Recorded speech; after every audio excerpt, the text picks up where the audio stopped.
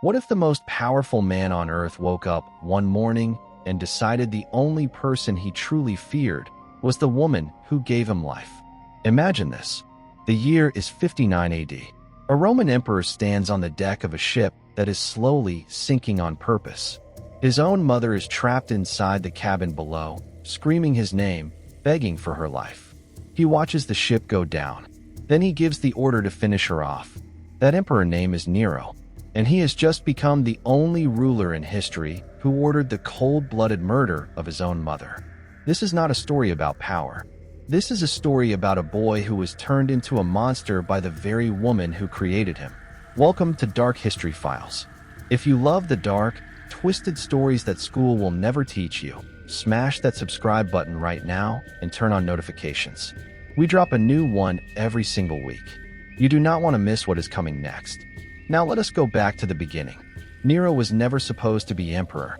He was born Lucius Domitius Ahenobarbus in 37 AD, a weak, sickly child with a father who died when he was 3. His mother, Agrippina the Younger, was ruthless, beautiful, and insanely ambitious. She had one goal in life: make her son the ruler of Rome. She married the Emperor Claudius, her own uncle, just to get closer to the throne. She poisoned Claudius so her son could take the crown.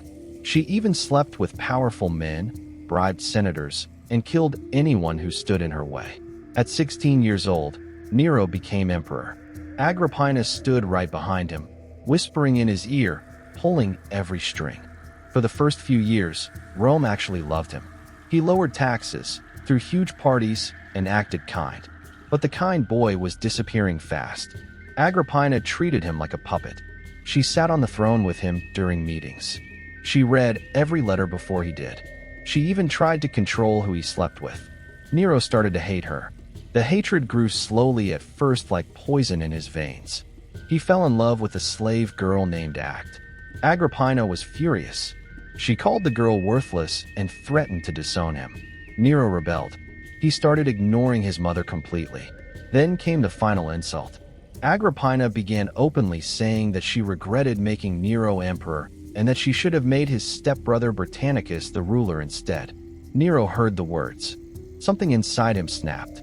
He decided his mother had to die. But killing an emperor mother was not simple. She was protected. She was powerful. She had spies everywhere. So Nero came up with a plan so twisted it still shocks historians today. He invited her to a luxurious dinner at his seaside villa. He hugged her. He laughed with her. He told her how much he loved her. Then he gave her a brand new boat as a gift, a boat he had secretly rigged to sink.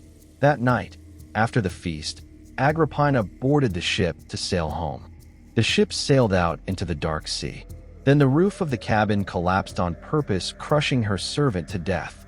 The ship began to sink. Agrippina, still alive, swam to shore in the cold water.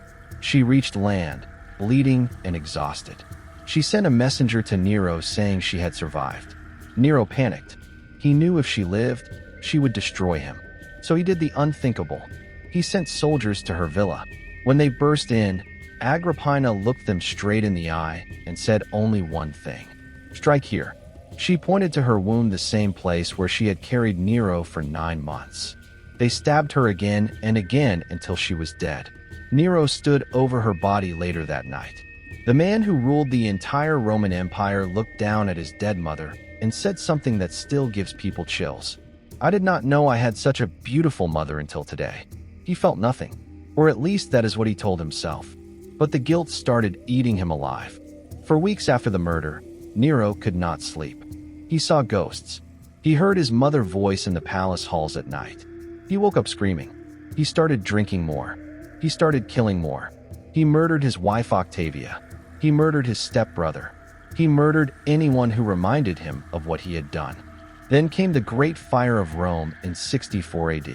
While the city burned for 6 days, Nero stood on his palace roof playing the lyre and singing about the fall of Troy. People whispered that he started the fire himself just so he could build a bigger palace. He blamed the Christians. He burned them alive as human torches in his gardens. But deep down, everyone knew the truth. The fire, the murders, the madness, it all started the night he killed his own mother. The crazy part? Nero never got over it. Years later, when he was finally overthrown and running for his life, he kept repeating the same words over and over. "What an artist dies in me." He tried to stab himself, but was too weak. A servant helped him end his life. He died at 30 years old, hated by the entire empire, remembered forever as the monster who murdered his mother. But here is the darkest twist that most people never hear. Before he died, Nero asked to be buried with a specific statue, the statue of his mother, Agrippina. Even after everything, the poisonings, the betrayal, the boat, the soldiers, the knife in her womb, he still wanted to be buried next to the woman he killed. Some say he loved her. Some say he hated her. Most historians now believe he was both. She made him emperor. She also made him a monster. And in the end, neither of them could escape the other. So tell me, was Nero a weak boy corrupted by power? Or was he always going to become a monster and his mother simply lit the match? Drop your answer in the comments. Be honest. The darker the better. If this story messed with your head the way it messed with mine, do this right now. Hit subscribe to Dark History Files. Turn on the notification bell. We do not tell safe stories here. We tell the ones that keep you up at night. Next week, I am dropping another one that is even more twisted than this. You do not want to miss it.